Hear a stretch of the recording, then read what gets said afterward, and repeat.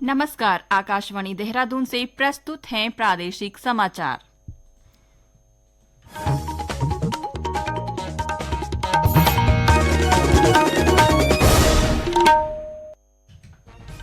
पहले मुख्य समाचार। मुख्यमंत्री पुष्कर सिंह धामी ने कहा, प्रदेश में हो रहे राष्ट्रीय खेलों के आयोजन से उत्तराखंड का स्पोर्ट्स इंफ्रास्ट्रक्चर सुदृढ़ हुआ है। राज्य में ग्रीष्मकाल के दौरान संभावित वनाग्नि की घटनाओं की रोकथाम को लेकर शासन ने अभी से तैयारियां शुरू की। प्रदेश के सभी 100 निकायों में निर्वाचित सदस्यों का शपथ ग्रहण 7 फरवरी को आयोजित किया जाएगा। कुमाऊं विश्वविद्यालय को केंद्र सरकार की मल्टी एजुकेशन रिसर्च यूनिवर्सिटी योजना के तहत विकसित किया जाएगा और 38वें राष्ट्रीय खेलों में देश भर के खिलाड़ियों का शानदार प्रदर्शन जारी। पदक तालिका में 28 स्वर्ण के साथ कर्नाटक शीर्ष पर बना हुआ है। प्रभात समाचार के साथ मैं नीता कांडपाल और अब समाचार विस्तार से। मुख्यमंत्री पुष्कर सिंह धामी ने कहा कि प्रदेश में हो रहे राष्ट्रीय खेलों के माध्यम से राज्य का स्पोर्ट्स इंफ्रास्ट्रक्चर सुदृढ़ बना हुआ है। उन्होंने कहा कि सभी आयोजन स्थलों में खिलाड़ियों और आगंतुकों को हर संभव सुविधा प्रदान की जा रही है। मुख्यमंत्री ने कल देर शाम हल्द्वानी स्थित गोलापार स्पोर्ट्स स्टेडियम में 38वें राष्ट्रीय खेलों की विभिन्न व्यवस्थाओं के निरीक्षण के दौरान ये बात कही। इस मौके पर उन्होंने स्टेडियम में उत्तराखंड और दिल्ली के मध्य खेले गए फुटबॉल मैच का उद्घाटन किया। उन्होंने खिलाड़ियों से मुलाकात कर उनका उत्साहवर्धन भी किया। इस बीच मुख्यमंत्री ने 14 फरवरी को हल्द्वानी में होने वाली राष्ट्रीय खेलों के समापन समारोह की तैयारियों का निरीक्षण कर अधिकारियों को आवश्यक दिशा निर्देश दिए। उन्होंने समापन समारोह में अधिक से अधिक लोगों की भागीदारी सुनिश्चित करने पर भी जोर दिया। प्रदेश में ग्रीष्मकाल के दौरान संभावित वनाग्नि की घटनाओं की रोकथाम को लेकर शासन ने तैयारियां शुरू कर दी हैं।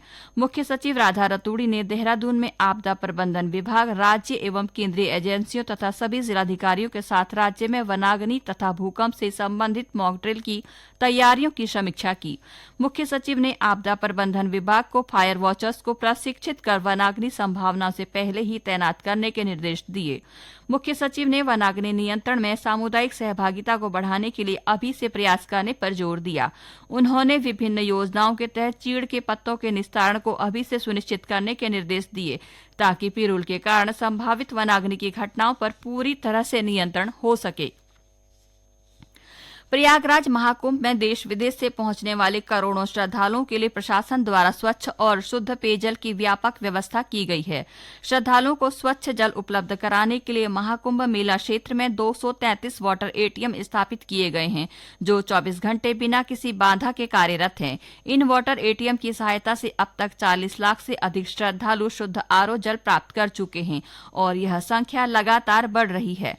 प्रशासन द्वारा उठाए गए इन कदमों से न केवल श्रद्धालुओं को स्वच्छ जल उपलब्ध हो रहा है, बल्कि पर्यावरण संरक्षण और प्लास्टिक कचरे में कमी लाने की दिशा में एक महत्वपूर्ण प्रयास किया गया है।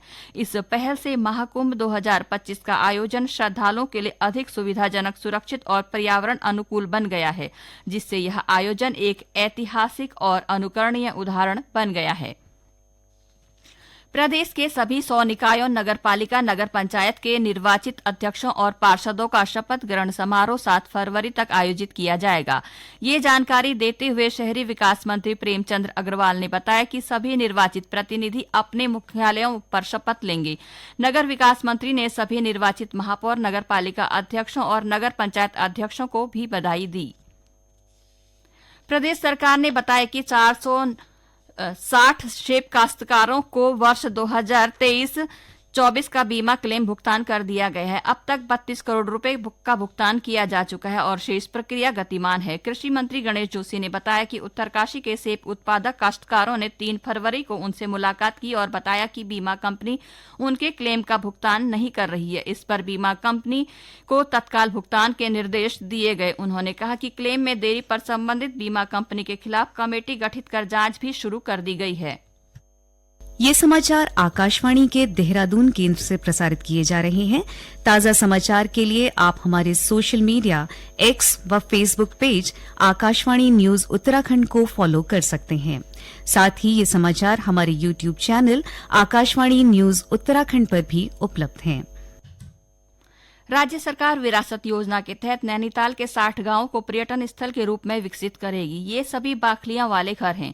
सरकार का कहना है कि इससे राज्य में पर्यटन को बढ़ावा मिलने के साथ ही स्थानीय लोगों को रोजगार के नए अवसर मिलेंगे और पलायन रुकेगा।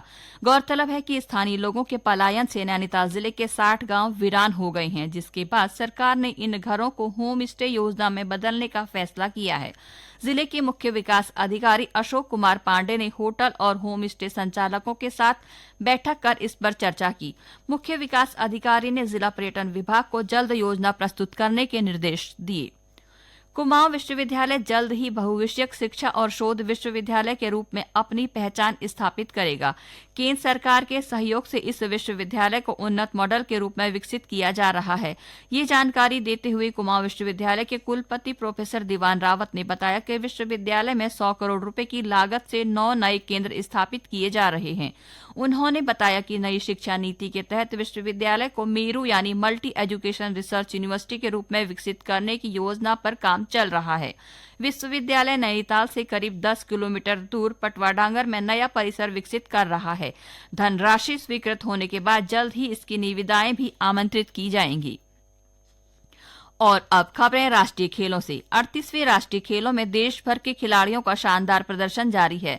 पदक तालिका में 28 स्वर्ण के साथ कर्नाटक शीर्ष पर, सर्विस बोर्ड 27 स्वर्ण लेकर दूसरे और मध्य प्रदेश 17 स्वर्ण के साथ तीसरे स्थान पर है। राष्ट्रीय खेलों में उत्तराखंड के खिलाड़ियों का भी बेहतर प्रदर्शन जारी है।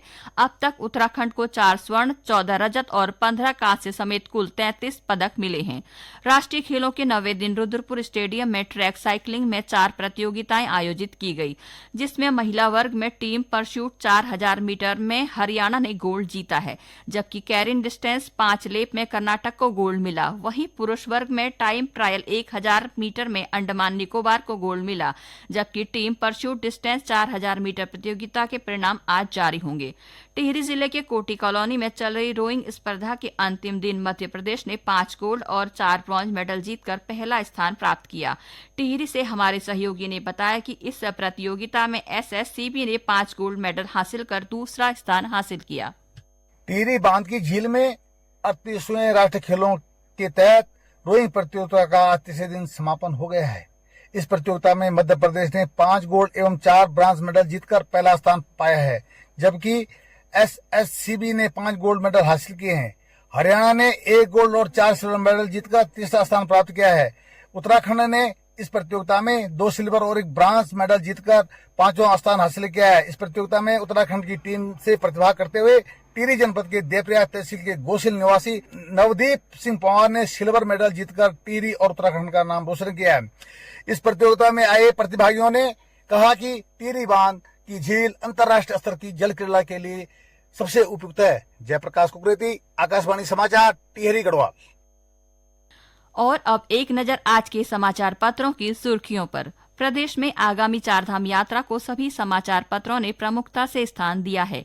दैनिक जागरण ने लिखा, भीड़ प्रबंधन के लिए चारधाम यात्रा में इस बार 60% ही ऑनलाइन पंजीकरण। इस खबर पर राष्ट्रीय सहारा लिखता है, चारधाम यात्रा ऑफलाइन व ऑनलाइन कोटा हुआ निर्धारित। 30 अप्रैल से होगा राज्य में चारधाम यात्रा का आगाज। राज्य में 18 फरवरी से प्रस्तावित बजट पर अमर उजाला लिखता है, 18 से 24 फरवरी के बीच जून में होगा बजट सत्र। दैनिक जागरण ने वित्त मंत्री प्रेमचंद्र अग्रवाल के हवाले से लिखा है, नया बजट राज्य के अंतिम पंक्ति में खड़े व्यक्ति के विकास की परिकल्पना को साकार करने में महत्वपूर्ण भूमिका निभाएगा। उद्योगों के अनुरूप बनेगा उच्च शिक्षा पाठ्यक्रम। इस शीर्षक के साथ दैनिक जागरण में लिखा है, देहरादून के बालावाला, श्रीनगर और पिथौरागढ़ में खोले जाएंगे 3 नए राजकीय महाविद्यालय। देहरादून में भू कानून उल्लंघन पर हिंदुस्तान ने लिखा है, दून में भू कानून के उल्लंघन पर 750 बीघा जमीन होगी जब्त। इस खबर पर हिंदुस्तान समाचार पत्र आगे लिखता है, जिलाधिकारी देहरादून ने सभी तहसीलों से भू कानून के उल्लंघन के मामले में कार्रवाई पर हर हफ्ते रिपोर्ट मांगी है। अंत में मुख्य समाचार एक बार फिर।